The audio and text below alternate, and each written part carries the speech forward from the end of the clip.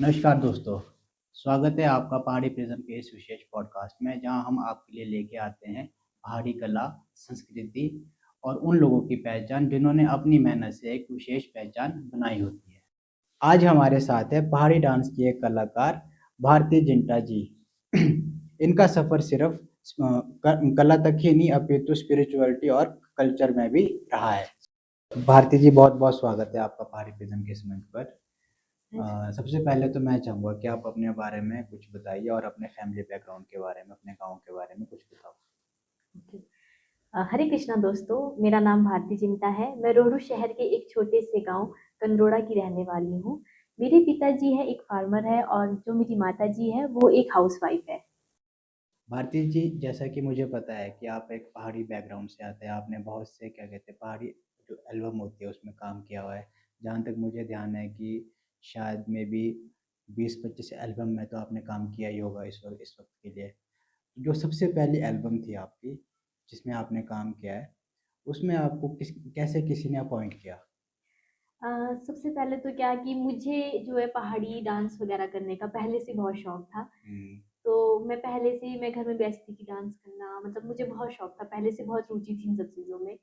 तो कहीं न कहीं ऐसे आगे आपके फ्रेंड सर्कल होता है, फ्रेंड टू फ्रेंड आपकी बात होती है। तो मेरे भी एक फ्रेंड थे भैया, जो एक सिंगर भी है इस टाइम, दीपराज चांचटा जी।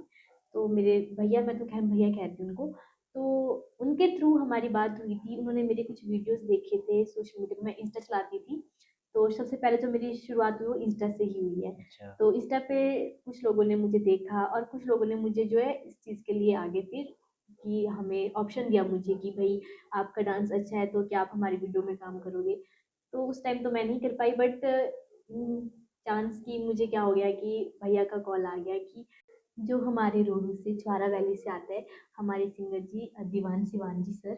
तो सबसे पहले जो मेरा वीडियो का जो शूट हुआ था वो उनकी वीडियो में हुआ था, उनके सॉन्ग्स में हुआ था। तो दीवान शिवान जी के साथ। हाँ जी, दीवान शिवान जी के साथ। तो वहाँ सबसे पहले मुझे अप्रोच किया गया था मेरे भैया द्वारा। अच्छा। तो सबसे पहला जो मेरा वीडियो रहा है वो दीवान शिवान सर जी के साथ रहा है सर। अच्छा, कैसा एक्सपीरियंस रहा आपका उनके साथ काम करके? सर मैं तो बताऊँ, टू बी ऑनेस्टली मुझे बहुत अच्छा लगा। वो एक बहुत ही नाइस पर्सन है। अगर उनका बिहेवियर भी कहा जाए तो उनका जो बिहेवियर है, नेचर है, आपके साथ घुल-मिलने वाला है।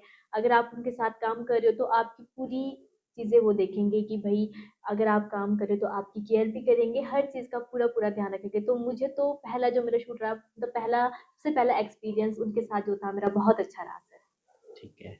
भारती जी, जैसे कि बहुत से जो हमारी क्या कहते हैं पहाड़ की लड़कियां होती हैं, गर्ल्स होती हैं, उन्हें भी शौक होता है डांस का। हाँ वो भी जी। चाहती है कि वो भी हर एक वीडियो की एल्बम में आए, है ना, हर हाँ सॉन्ग की जी। एल्बम में आए।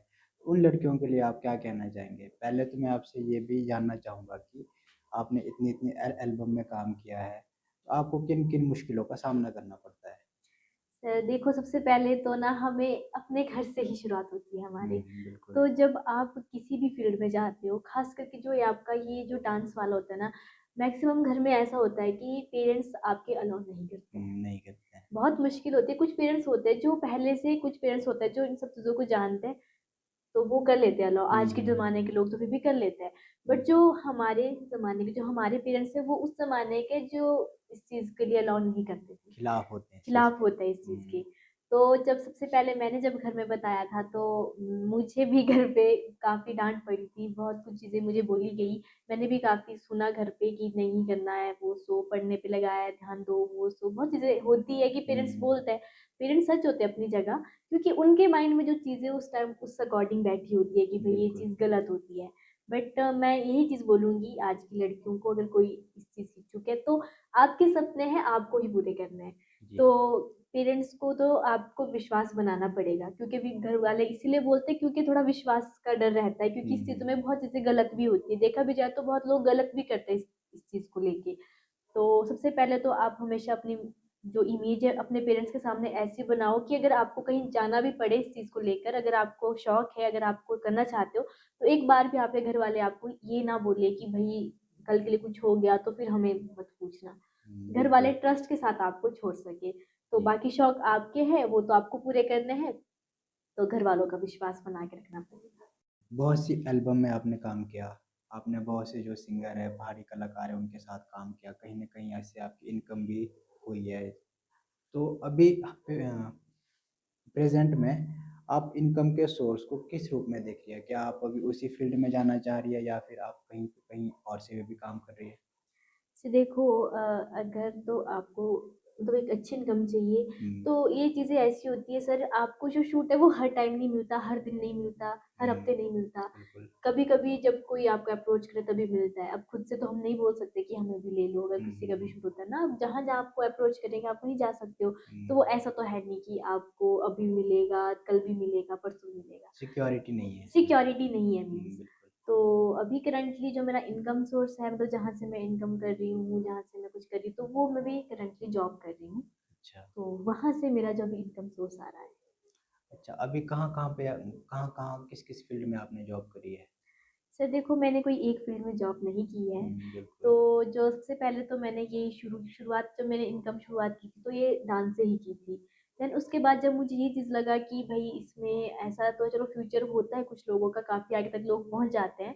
बट मुझे ये लगा कि मैं मतलब इतना मेरे पास इतना वक़्त नहीं होगा कि मैं इन सब चीज़ों पे दे पाऊँ। तो मुझे लगा कि मेरे लिए अगर मुझे एक स्टेबल जॉब चाहिए तो मुझे मुझे कहीं एक स्टेबल जगह पे जॉब सर्च करनी होगी। बिल्कुल। तो सबसे पहले मैंने एक जॉब शिमला में की थी जो प्राइवेट था।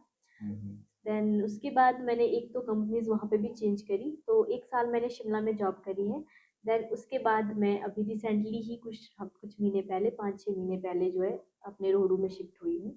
तो अभी यहाँ पर भी मैंने 2 ऑर्गनाइज़ेशन में काम कर लिया है। अभी सेकंड ऑर्गनाइज़ेशन है मेरी जो मैं मेडिकल फील्ड में वर्क कर रही हूँ, और अब मैं सोच रही हूँ कि इसे ही परमानेंट अब रखूँ, क्योंकि यहाँ पे काफ़ी कुछ चीज़ें मुझे जो है सीखने को मिल रही है। जी, बहुत अच्छी बात है। अच्छा, जैसे कि आप शिमला में गए थे, आपने कहा कि आपने शिमला में जॉब किया है, काम किया है। तो शिमला में किन-किन मुश्किलों का सामना करने को आपको मिला है? जहाँ तक मुझे पता है कि आप जो है शिमला में आप अकेले ही काम करते थे। हाँ आपके जी। ना फैमिली मेंबर वहाँ पे साथ थे, कोई भी आपके साथ नहीं था। ऐसी कौन-सी प्रॉब्लम होती है जो लड़कियों को बाहर जाके फेस करनी पड़ती है और लड़कियों को उन प्रॉब्लम से कैसे बाहर आना चाहिए?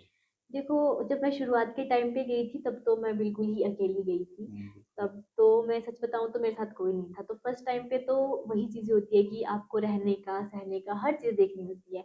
तो जब मैं शुरुआत में गई थी तो मेरे पास कोई रूम नहीं था। मैं चले तो गई थी बट मुझे ये पता नहीं था कि अभी अब मैं रूम में कहाँ रहूँगी, कैसे रहूँगी।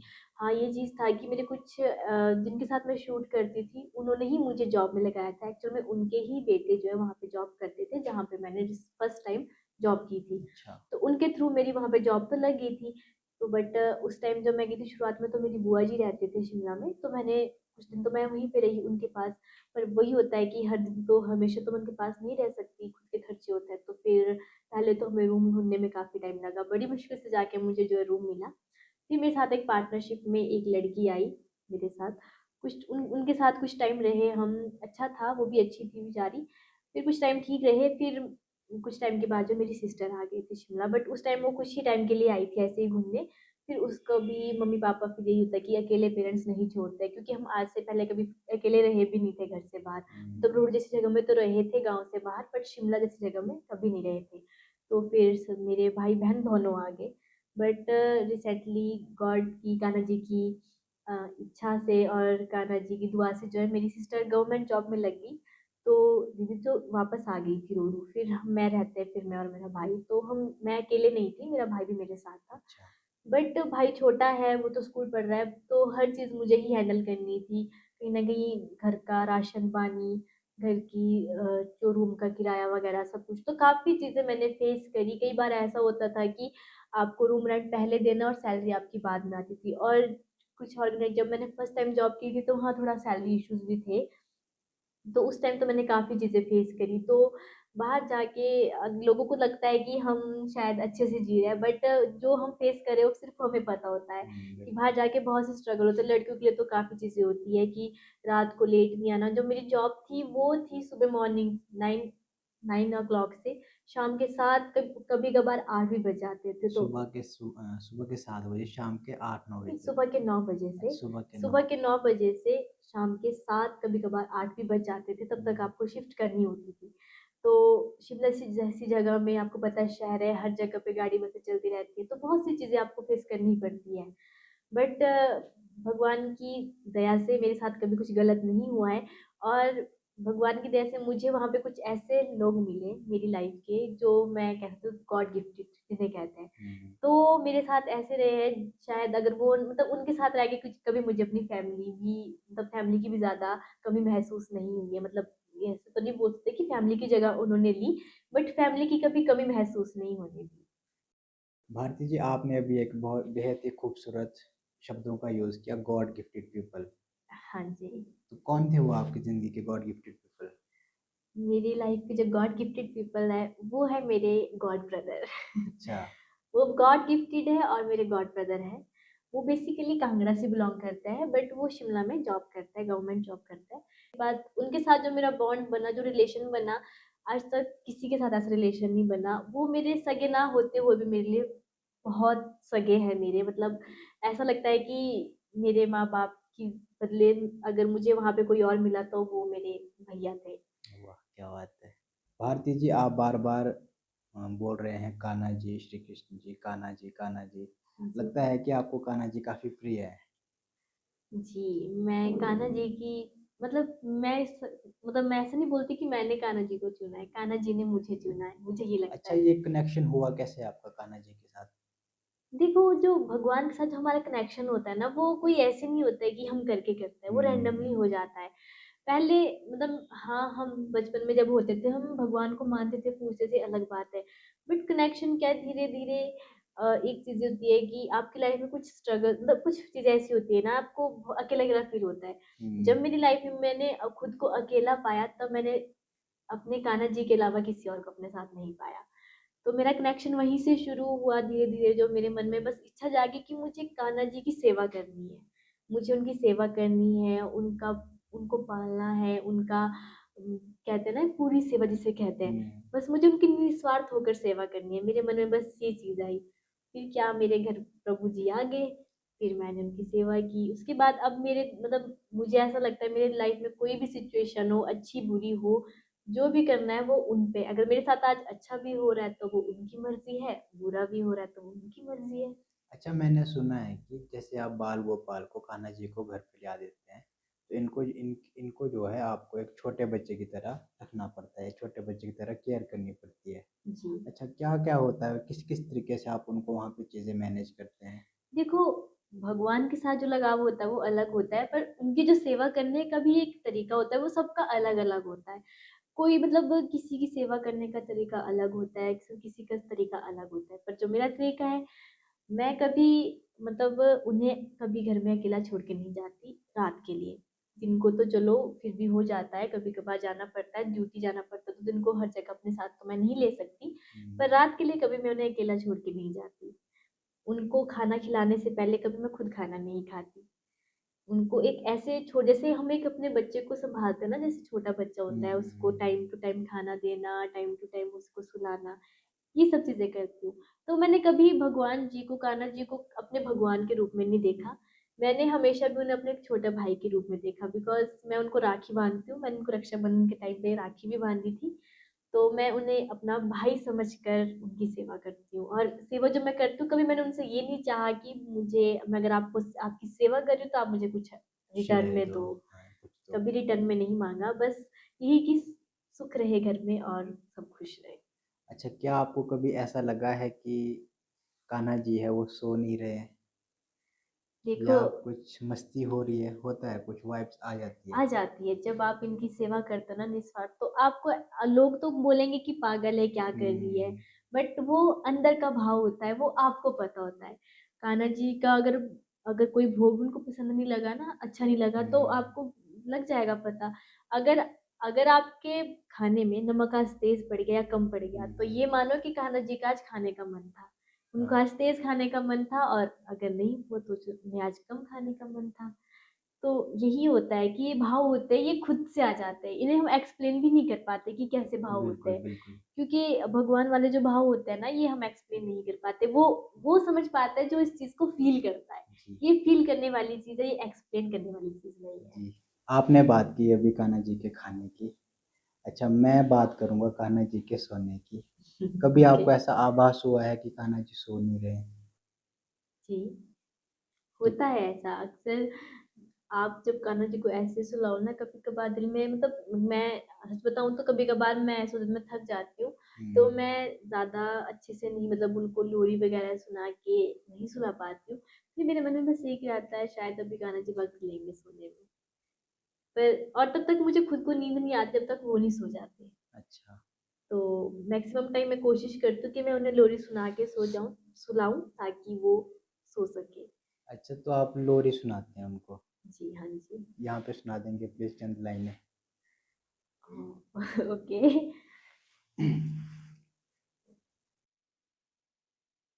चंदनिया छुप जाना रे, चंबर को लुक जाना रे, चंदनिया छुप जाना रे, चंबर को लुक जाना रे, निंदिया आँखों में आए।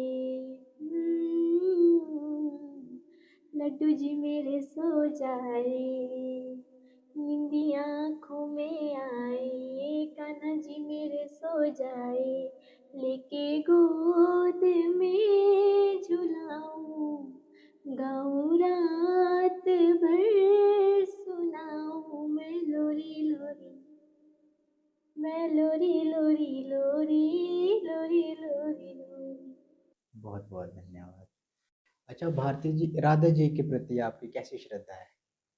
राधा जी के प्रति तो सबसे पहले बताऊँ तो कहते हैं कि जहाँ पे राधा जी को माना जाता है, जहाँ राधा जी का जाप होता है, कान्हा जी वहाँ खुद ब खुद चले आते हैं। बिल्कुल। तो राधा जी तो है ही चंचल, जैसे कान्हा जी है तो राधा जी कहते हैं ना कि प्रिय है कान्हा जी की। तो अगर आप राधा जी का नाम जाप करते हो, राधा जी का गुण गाते हो, तो कान्हा जी खुद ब खुद आपके समक्ष रहते। तो जैसे मेरे लिए मेरे प्रभु जी हैं, कान्हा जी, वैसे ही मेरे लिए राधा रानी जी है। तो मुझे लगता है कि अगर आपको कान्हा जी को पाना है, सच में अगर आपको कान्हा जी को पाना है, तो सबसे पहले अपनी राधा जी को कभी मत भूलिएगा, राधा जी का ध्यान ज़रूर कीजिएगा। भारती जी, आप इतनी प्यारी-प्यारी बातें कर रहे हैं, आपसे बात करके हमें बहुत अच्छा लगा। लेकिन बस मेरा एक आपसे एक आखिरी क्वेश्चन है। जी, ये क्वेश्चन है रिश्तों को लेके। जी। अच्छा भारती जी, जो पहले के रिश्ते होते थे, जो आजकल के रिश्ते हैं, उनमें आप कितना अंतर देखते हैं? सबसे पहले तो मैं आपसे ये पूछना चाहूँगी रिश्ता कौन-सा कह रहे हो आप? रिश्ता आप कुछ भी कहें, जैसे आपके माँ-बाप के प्रति, हुँ, आपके घरवालों के प्रति, आपके जी। जो रिश्तेदार हैं उनके प्रति, अच्छा जो सोसाइटी में आजकल चला हुआ है, आप समझ पा रहे हैं, उस रिश्ते की बात कर रहा हूँ। देखो सबसे पहले तो पेरेंट्स की अगर बात करूँ तो पेरेंट्स के माँ-बाप के रिश्ते तो सेम रहते हैं, कभी ख़त्म नहीं होते हैं। हाँ, पर आजकल तो मुझे लगता है कि आजकल का जो रिश्ता है माँ-बाप का वो ज़्यादा अच्छा है बच्चों से लेके क्योंकि अब जो न्यू जनरेशन है कि पेरेंट्स जो है अपने बच्चों मतलब जहाँ मैंने देखा है कि फ्रेंडली टॉक करते हैं, हर चीज़ बताते हैं। तो इसमें क्या सेफ्टी रहती है बच्चों की कि माँ-बाप को हर चीज़ पता है कि वो कहाँ जा रहा है, किसके साथ जा रहा है, कोई बिल्कुल। फ्रेंड है, कुछ है तो ये चीज़ सेफ रहती है। पहले क्या होता था कि बच्चे डरते थे बोलने से, तो माँ-बाप भी थोड़ा ऐसे होते थे कि भई होता है ना कि डर जैसा रहता है माँ-बाप का, तो उस टाइम बच्चे शेयर नहीं कर पाते चीज़ें, तो उस टाइम अगर कुछ गलत हो भी जाता तो बच्चे नहीं बता पाते थे। आज की डेट में ऐसा है कि कुछ गलत हो भी गया तो कम से कम अपने पेरेंट्स के पास जाके बता सकते हैं। बिल्कुल। तो पेरेंट्स का अगर मुझे जहाँ तक लगता है कि मुझे लगता है कि आज की डेट में माँ-बाप का मतलब पेरेंट्स का और बच्चों का रिलेशन ज़्यादा अच्छा है अकॉर्डिंग टू पहले से, क्योंकि पहले बच्चे डरते थे, पेरेंट्स ज़्यादा बात नहीं करते थे, स्ट्रिक्ट रहते थे। बट अब नहीं है, अब पेरेंट्स को भी पता है कि भई अगर हम स्ट्रिक्ट रहेंगे तो बच्चा मतलब कुछ गलत हो जाएगा तो बच्चा नहीं बताएगा हमें। अच्छा, जैसे पेरेंट्स तो अपने बच्चे के प्रति लॉयल हैं, जी। लेकिन बच्चे जहाँ तक मुझे लगता है कि आजकल बच्चे अपने पेरेंट्स के प्रति लॉयल है नहीं। और ये जो हमारी जेन ज़ी जनरेशन है, इसमें तो लॉयल्टी नाम की कोई चीज़ ही नहीं है, ये मुझे लगता है। आपका इस पे क्या कहना है? जी, बिल्कुल आपने सही कहा, ऐसा है ही नहीं क्योंकि देखने के लिए भी लगता है कि देखो आज के डेट में होता ही है जहाँ पे अगर पेरेंट्स अपना 100% दे रहे हैं आपको, अपनी पूरी लॉयल्टी दे रहे हैं, माँ-बाप को तो फ़र्ज़ है बेचारे वो तो अपना फ़र्ज़ निभा रहे हैं। बट कुछ बच्चे होते हैं जो समझ जाते हैं इन चीज़ों को, जो उस पे काम भी करते हैं, उस अकॉर्डिंग चलते हैं। बट कुछ लोग क्या होता है कि उनकी फ्रीडम्स की म जो माँ-बाप उनको फ्रीडम देते हैं, जो माँ-बाप उनको प्यार करते हैं, उसका गलत फ़ायदा उठा लेते हैं। उससे जो है गलत चीज़ों में फँस जाता है, गलत काम करते हैं, उल्टे काम करते हैं। तो ये चीज़ बहुत गलत है। तो मैं तो उसमें यही कहना चाहूँगी कि अगर आपको पेरेंट्स से प्यार मिल रहा है तो आप उसकी उनकी रिस्पेक्ट करो। क्योंकि सबसे बड़े भगवान तो हमारे माँ-बाप ही हैं। तो सबसे पहले आपको उनकी रिस्पेक्ट करनी चाहिए। तो अगर आप कुछ गलत काम भी करें तो सबसे पहले आप एक बार अपने ज़हन में उनकी बात उनकी उनको याद करो कि मेरे माँ-बाप हैं, हमारे लिए क्या कुछ कर रहे हैं। तो अगर मैं बात करूँ आज के लव रिलेशन की, तो मुझे तो कहीं से भी आज का जो लव लव रिलेशन है वो कहीं से भी अच्छा नहीं लगता। क्योंकि आज की डेट में जो लोग जो मैंने देखे रिलेशन में, वो क्या होता है कि अगर लड़की आपके लिए लॉयल है तो लड़का कहीं न कहीं लॉयल नहीं है। और अगर लड़का लॉयल है तो लड़की लॉयल नहीं है। मतलब कहीं न कहीं आज के रिलेशन में अंडरस्टैंडिंग नहीं है, लॉयल्टी नहीं है। पहले के ज़माने में क्या होता था कि लोग लॉयल रहते थे, अंडरस्टैंडिंग होती थी, चीज़ें होती थी। बट आज के डेट में कि बहुत मुश्किल है। ऐसा नहीं है कि बिल्कुल ही नहीं है, है कुछ ना कुछ आधे लोग हैं 100% में से कम 10 लोग तो ऐसे होंगे ही जो इस चीज़ के लिए लॉयल है, मतलब लोग लॉयल रहते हैं। बट जहाँ तक मैंने चीज़ों को देखा है, जहाँ तक मैंने लोगों को देखा है, तो मेरे इर्द-गिर्द जो लोग रहे हैं, मैंने यही देखा है कि लॉयल्टी नाम की चीज़ मुझे कभी नहीं दिखाई दी। तो मैं ज़्यादा नहीं कहूँगी इस मामले में क्योंकि सबका अपना एक्सपीरियंस रहता है इस चीज़ को लेके। तो मैं यही कहूँगी कि सबसे पहले अगर आपको देखो लव रिलेशन सब चले रहते हैं, लव तो भई शादी के बाद भी हो जाता है, अलग बात है। तो अगर हम लाइफ में हम आए क्यों हैं धरती पे यही थोड़ी ना कि एक खूबसूरत चीज़ है प्यार मैं भी मानती हूँ, लव एक बहुत प्यारी चीज़ है अगर देखा जाए। पर अगर आपकी रिस्पेक्ट नहीं है, आपकी लॉयल्टी नहीं है, तो ऐसे रिलेशन में क्यों रहना? इससे अच्छा तो आप ऐसा करो, खुद पे फ़ोकस करो, खुद पे काम करो, स्पिरिचुअल बनो, चीज़ों को समझो और उसके बाद देखो अगर आप स्पिरिचुअल रहोगे, अपने आप पे फ़ोकस करोगे तो ऑब्वियसली बात है आप कभी किसी के साथ गलत नहीं करोगे। अगर कोई आपके साथ गलत कर रहा है, तो कम से कम आप किसी और के साथ गलत मत करो। मेरा मैसेज तो यही रहेगा और यही एडवाइस रहेगी। Thank you. राधे, राधे। भारती जी, बहुत ही अच्छा लगा आपसे बात करके। उम्मीद है जो हमारी जनता है उनको भी आपकी बातें सुन के अच्छा लगा होगा, कुछ ना कुछ आप लोगों को भी सीखने को ज़रूर मिला होगा। तो एक बार फिर से भारती जी, मैं आपका बहुत-बहुत तहे दिल से धन्यवाद करता हूँ कि आपने अपना कीमती समय पहाड़ी प्रिज़न के इस मंच को दिया। थैंक यू सर और सभी दोस्तों को अगर मेरी कुछ बातें अगर आपको बुरी लगी होगी तो उसके लिए भी मैं माफ़ी चाहूँगी। बाकी यही कि कुछ बातें जो मैंने कही ख़ास करके स्पिरिचुअलिटी के लिए तो इसे ज़रूर अपनाएँ, देखिएगा लाइफ़ में हमेशा खुश रहोगे। राधे, राधे।